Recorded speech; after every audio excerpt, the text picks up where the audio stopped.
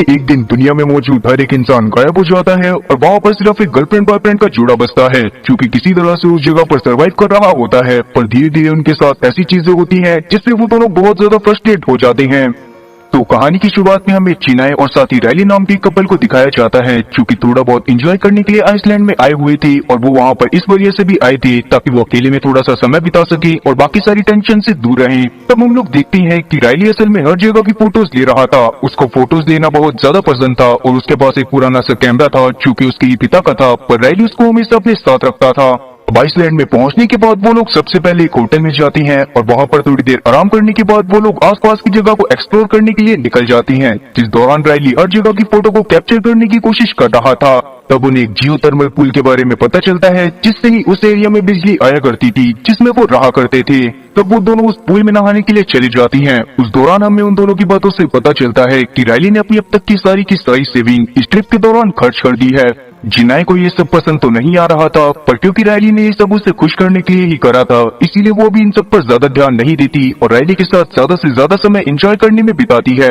Rilee ने उस दौरान जिनाए की काफी सारी फोटोज अपने पुराने कैमरा में ली थी और वो चाहता था कि आगे चलकर वो उन सारी फोटोज को पास की स्टूडियो की मदद से निकलवाए। अब अगले दिन वो लोग एक चर्च में घूमने के लिए जाते हैं, जहाँ पर जाने के बाद वहाँ का फादर उन्हें चर्च की हिस्ट्री के बारे में बताने लग गया था, जो सुनने के बाद वहाँ पर रायली को लगने लगता है कि शायद जब तक दुनिया में क्रिश्चियनाइजेशन नहीं आया था तब तक दुनिया का बहाव एकदम सिंपल था। तब जिनाए भी इस बात पर एग्री करती है और आगे हम लोग उन दोनों की बातों से जान पाती हैं कि असल में वो दोनों ही भगवान के ऊपर बहुत ज्यादा भरोसा करती थी और उन्हें क्रिश्चियन धर्म के ऊपर बहुत ज्यादा विश्वास था। जिनाए के फादर असल में एक टीचर मतलब कि धर्म उपदेशक थे, पर जिनाए किसी वजह से अपने फादर और अपनी मदर से बिल्कुल भी बात करना पसंद नहीं करती थी।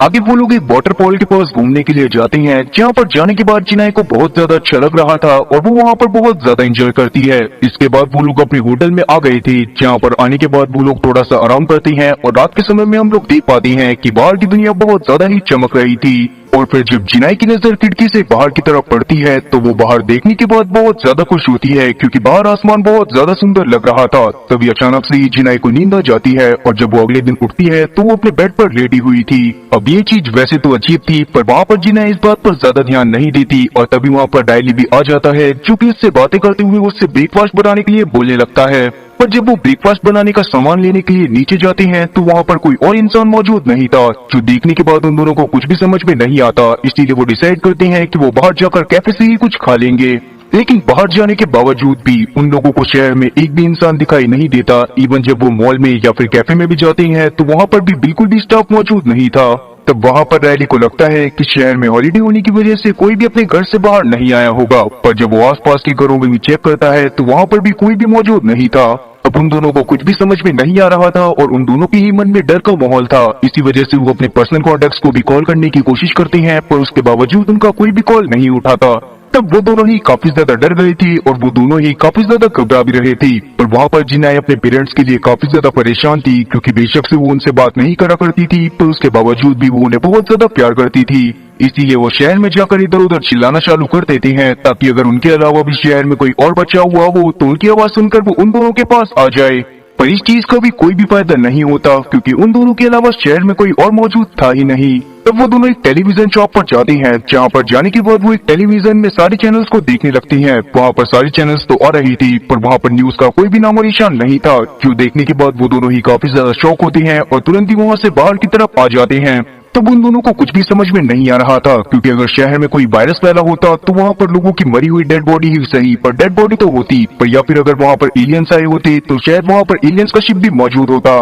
पर क्योंकि वहाँ पर ऐसा कुछ भी मौजूद नहीं था, इसी वजह से उन दोनों में से किसी को भी कुछ भी समझ में नहीं आ रहा होता कि आखिरकार यहाँ पर मौजूद सारे के सारे इंसान कहाँ चले गए। तो वो दोनों सबसे पहले अपने होटल में वापस आ जाती है, जहाँ पर जाने के बाद गूगल मैप की मदद से रायली आसपास के शहरों को देखने लग गया था। और जब उसे आसपास के शहरों में भी कोई भी नहीं दिखाई देता तो वो दूसरी कंट्रीज को भी देखने लगता है, पर हर जगह उसे सेम पिक्चर्स मिल रही थी, जहाँ पर कोई भी इंसान मौजूद नहीं था। और ये सब देखने के बाद जिनाए और ज्यादा पैनिक करने लग गई थी, क्योंकि किसी भी हालत में वो अपने पेरेंट्स से मिलना चाहती थी। पर जब वो अपने पेरेंट्स को कॉल करने की कोशिश करती है तो वापस से उसका कॉल कोई भी रिसीव नहीं करता। तब जिनाए और रायली दोनों को ही ये किसी राक्षस का काम लगने लगता है और वो तुरंत ही शहर में आने के बाद एक गाड़ी को ढूंढते हैं, जो कि चलने की हालत में थी, और वो तुरंत ही उस गाड़ी में बैठकर सीधा चर्च में पहुंच जाते हैं। लेकिन चर्च में पहुंचने के बावजूद भी उन्हें वहां पर कोई भी नहीं मिलता, जिसे देखने के बाद उन दोनों को लगने लगता है कि शायद भगवान ने उन दोनों को ही किसी मकसद की वजह से जिंदा छोड़ा है और शायद उन दोनों को ही चुना गया है ताकि वो आगे चलकर वापस से पॉपुलेशन को बढ़ा सके। पर जिनाए इस सबसे काफी ज्यादा परेशान हो गई थी,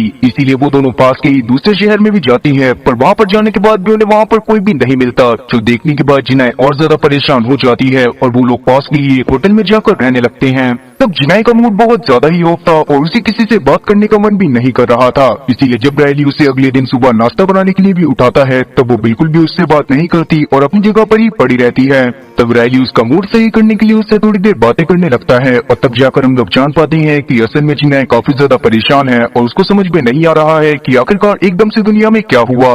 बेशक से भगवान ने ही उन्हें किसी मकसद की वजह से जिंदा छोड़ा हो, पर अभी के समय पर उन्हें वो मकसद भी नहीं पता था कि किस वजह से उन्हें जिंदा छोड़ा गया है। पर अभी के समय पर रायली जिनाए का मूड सही करने के लिए उसे पास के एक स्टोर पर लेकर चला जाता है, जहाँ पर जाने के बाद वो बहुत सारी शॉपिंग करती हैं और अपने मनपसंद के घर में आकर रहने लगती हैं। अब कुछ दिन इसी तरह से बीत गए थे, वो दोनों वहाँ पर बहुत ज्यादा एंजॉय करती हैं और उस दौरान हम लोग देख पाते हैं कि रायली वहाँ पर पूरी कोशिश कर रहा था कि वो जिनाए का मूड बिल्कुल भी खराब ना होने दे, पर बार बार हम लोग देखते हैं कि जिनाए का मूड किसी न किसी वजह से पूरी तरह से खराब होता रहता है। पर रायली वहाँ पर किसी तरह से सब कुछ मैनेज करके चल रहा था, पर एक दिन उसको ये बात पता चलती है कि जो जियो थर्मल पूल शहर को इलेक्ट्रिसिटी प्रोवाइड करवा रहा था उसके इक्विपमेंट कभी भी खराब हो सकते थे। और अब ऐसा इसी वजह से होने वाला था क्योंकि अब उस जगह की मेंटेनेंस करने के लिए कोई और वहाँ पर मौजूद नहीं था। इस बात को जानने के बाद रायली थोड़ा परेशान भी हो जाता है क्योंकि अब उसे जल्दी से कोई दूसरा तरीका भी ढूंढना था जिसकी मदद से वो लगातार इलेक्ट्रिसिटी को जियो थर्मल पूल की मदद से बना पाए। पर क्योंकि अभी ये सब होने में काफी ज्यादा समय बाकी था, इसलिए रायली अभी इस बात पर ज्यादा ध्यान नहीं देता और वो जिनाए को इधर उधर जगहों पर घुमाने लगता है ताकि वो जिनाए का मूड सही कर सके। और उस दौरान हम लोग देखते हैं कि रायली वहाँ पर अपने पुराने कैमरा की मदद से जिनाए की काफी सारी फोटोज को भी लेता है। उस दौरान जिनाए को भी काफी ज्यादा अच्छा लग रहा था और वो भी हर जगह पर बहुत ज्यादा एंजॉय करती है, पर रायली वहाँ पर हर बार उसकी फोटोज ही लेने में बिजी रहता था, इसी वजह से वो इतना ज्यादा एंजॉय नहीं कर पाता। फिर एक दिन हम लोग देखते हैं कि जब उनके पास करने के लिए कुछ भी नहीं था तो वो दोनों पास की सुपरमार्केट में एंजॉय करने के लिए चली जाती हैं, जिस दौरान वहाँ पर जिनाए आसपास की चीजों को पंचेस मार रही थी और रायली शॉपिंग कार्ट की मदद से इधर उधर स्केटिंग कर रहा था। पर तभी वहाँ पर उसके शॉपिंग कार्ट फिसलने की वजह से उसका एक्सीडेंट हो जाता है और उसके हाथ में थोड़ी सी चोट लग जाती है, जिससे वहाँ पर जिनाए काफी ज्यादा डर गई थी। पर वहाँ पर रायली उसे समझाता है कि उसके इतनी ज्यादा चोट नहीं लगी है। तब से जिनाए का मूड काफी ज्यादा खराब हो गया था। तब जिनाए का मूड सही करने के लिए रायली रात में उसे कैंडल लाइट डिनर करने का ऑफर करता है, जिस पर जिनाए भी मान जाती है और हम लोग रात में देखते हैं कि वो दोनों बहुत ज्यादा तैयार होकर एक जगह पर बैठकर कैंडल लाइट डिनर करने लगती हैं। पर वहाँ पर हम लोग जिनाए की बातों से जान पाते हैं कि जिनाए के दिमाग से अभी भी दोपहर के विजन्स नहीं निकल रहे थे, क्योंकि कहीं ना कहीं अब उसके पास सिर्फ रायली एक ऐसे इंसान है जिससे जिनाए बातें कर सकती है और अगर अभी के समय पर रायली को कुछ भी हो जाता है तो जिनाए यहाँ पर बिल्कुल ही अकेली हो जाएगी। तब रायली उसकी बात को समझता हुआ अभी उसे टेंशन ना लेने के लिए बोलकर डिनर पर फोकस करने को बोलता है, पर वहाँ पर जिनाए का मूड और ज्यादा खराब हो गया था और इसी वजह से वो तुरंत ही डिनर को छोड़ती हुई वहाँ से चली जाती है। अभी के समय पर जिनाए को ये बात समझ में नहीं आ रही थी कि उसे क्या करना चाहिए। वो काफी समय तक अपने घर में ही पड़ी रहती है और उस दौरान रायली उसका मूड सही करने की लगातार कोशिश करता रहता है। पर अभी के समय पर जिनाए को रायली से उसकी वो डायरी वापस चाहिए थी जो जिनाए के फादर ने जिनाए को उसके बचपन में दी थी और बचपन से ही जिनाए उसमें अपनी सारी यादों को लिखा करती थी, जो भी उसे लगता था कि उसे उस डायरी में लिखना चाहिए। पर रायली अभी के समय पर जिनाए को वो डायरी देने से साफ इनकार कर देता है, क्योंकि कहीं ना कहीं वो इस बात को जानता था कि अगर अभी के समय पर जिनाए इन सब चीजों के बारे में उस डायरी में लिखेगी तो उसके दिमाग में ये सारी की सारी चीजें और ज्यादा चलेंगी और वो और ज्यादा डिप्रेस्ड हो जाएगी। तब जिनाए भी रायली की बात को समझती है और कोशिश करती है कि वो ज्यादा से ज्यादा नॉर्मल रहने की कोशिश करे, पर बाद में हम लोग देखते हैं कि जिनाए को थोड़ी थोड़ी सी बात पर बहुत ज्यादा गुस्सा आने लगता है और साथ ही उसे इस बात पे भी गुस्सा आ रहा था कि रायली को फ्यूचर की बिल्कुल भी टेंशन नहीं थी और अभी के समय पर वो बिल्कुल केयरलेस की तरह बिहेव कर रहा था। और तभी अचानक से ही उनके एरिया में इलेक्ट्रिसिटी आना भी कम हो जाती है, जो देखने के बाद वहाँ पर वो दोनों समझ गए थे कि उन्हें कोई ना कोई जुगाड़ करना पड़ेगा ताकि वो लगातार इलेक्ट्रिसिटी को प्रोड्यूस कर पाए। और साथ ही जब वो स्टोर में जाते हैं तो उन्हें ये बात भी पता चलती है कि वहाँ पर मौजूद सारा का सारा सामान एक्सपायर भी हो रहा था, जो देखकर जिनाए का मूड और ज्यादा खराब हो जाता है। पर वहाँ पर रायली उसे समझाने की कोशिश करता है कि शायद उन्हें अब हंटिंग और फार्मिंग करना चालू कर देना चाहिए, पर यह बात भी जिनाए को बिल्कुल भी पसंद नहीं आती और वो गुस्से में वहाँ से सीधा चर्च की तरफ अकेली ही निकल जाती है।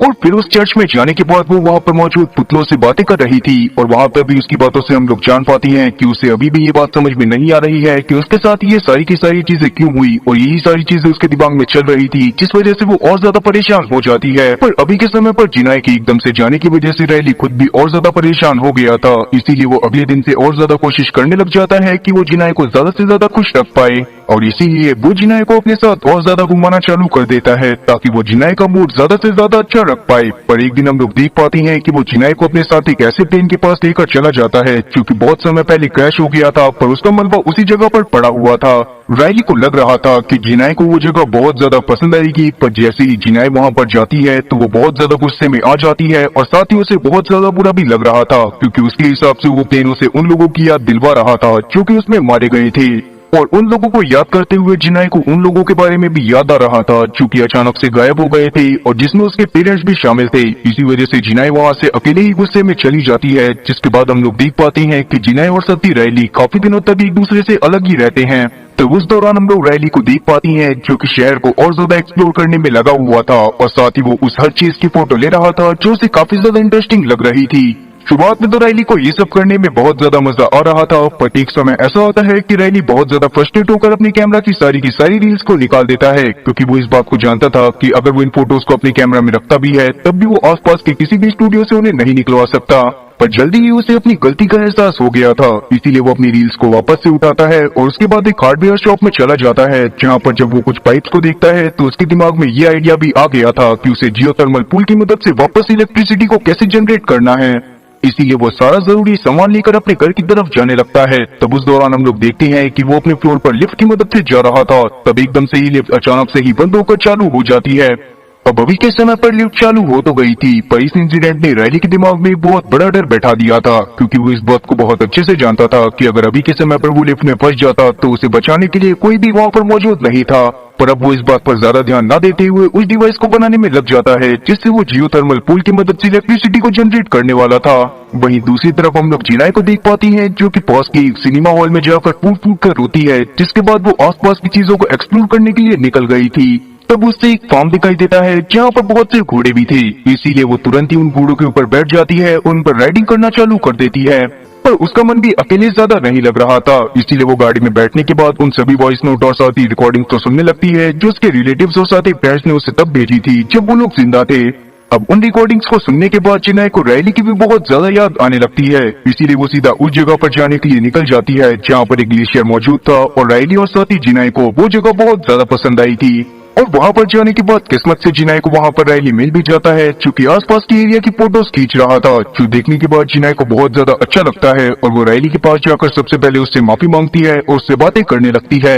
उस दौरान उन दोनों ने डिसाइड कर लिया था कि अब बेशक से कुछ भी हो जाए वो दोनों एक दूसरे का साथ नहीं छोड़ेंगे और किसी न किसी तरह से उस तरीके का पता लगा लेंगे जिससे वो सभी लोगों को वापस ला सके या फिर अपनी लाइफ को पूरी तरह से बेहतर बना सके। जिसके बाद वो दोनों फिर से शहर में वापस आ गए थे। तो वहाँ पर रायली अपने काम में लग जाता है और उस दौरान हम लोग जिनाए को देखते हैं जो कि खुद भी शहर को एक्सप्लोर करने लगती है और तब उसे पास में एक स्टूडियो दिखाई देता है जहाँ पर से वो उन कैमरा की फोटोज को निकलवा सकती थी जो कि रायली का था। फिर स्टूडियो को देखने के बाद जब जिनाए थोड़ा सा आगे जाती है तो वहाँ पर उसे एक फ्लावर शॉप दिखाई देती है। तब वो तुरंत ही फ्लावर शॉप के अंदर घुस गई थी, पर जैसे ही वो उसके अंदर जाती है वैसे ही उसका मुंह उतर जाता है क्योंकि धीरे धीरे वहाँ पर रखे सारे के सारे फूल पूरी तरह से सड़ चुके थे। और क्योंकि यही सब शहर में और साथ ही पूरी दुनिया में हो रहा था जहाँ पर मौजूद धीरे धीरे सारी की सारी चीजें पूरी तरह से सड़ रही थी, इसी वजह से जिनाए और ज्यादा परेशान हो जाती है और वहाँ से बाहर आने के बाद चुपचाप अपने घर में चली जाती है। पर इस बार भी रायली समझ गया था कि जिनाए का मूड बहुत ज्यादा खराब है, इसीलिए वो उसका मूड सही करने के लिए उसे अपने साथ कैंपिंग करवाने के लिए लेकर चला जाता है जहाँ पर जाने के बाद वो बहुत ज्यादा एंजॉय करते हैं।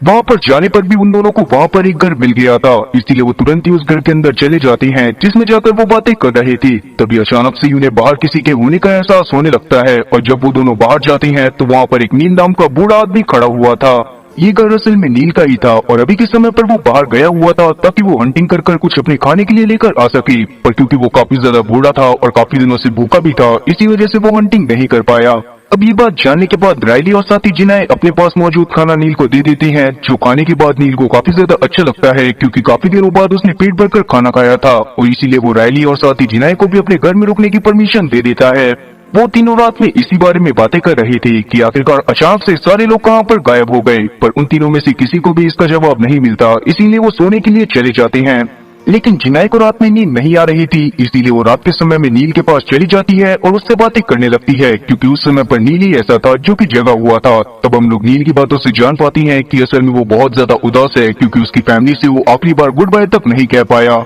वो असल में एक फिशरमैन था जो कि ज्यादा पैसा कमाने के लालच में अपनी फैमिली को, मतलब कि अपनी बीवी और साथ ही अपने बच्चों को गाँव में ही छोड़कर शहर में चला गया था। काम में ज्यादातर बिजी रहने की वजह से वो अपनी बीवी और साथ ही अपने बच्चों से कांटेक्ट नहीं कर पाता था, इसीलिए जब वो वापस आया तब उसे पता चला कि उसकी बीवी किसी और के प्यार में पड़ गई थी और उसके बच्चे बड़े हो गए थे जिनको वो बिल्कुल भी याद नहीं था।